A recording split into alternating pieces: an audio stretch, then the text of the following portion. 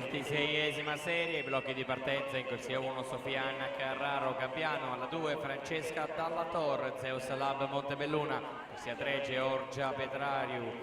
SD Arcanuoto, corsia 4 Anna Mantovani, Padova Nuoto, corsia 5 Gaia Gotti, Padova Nuoto, alla 6 Federica Iotcu, Delfini a Team Piceno, alla 7 Beatrice Sofia Livon, Padova Nuoto, alla 8 Erin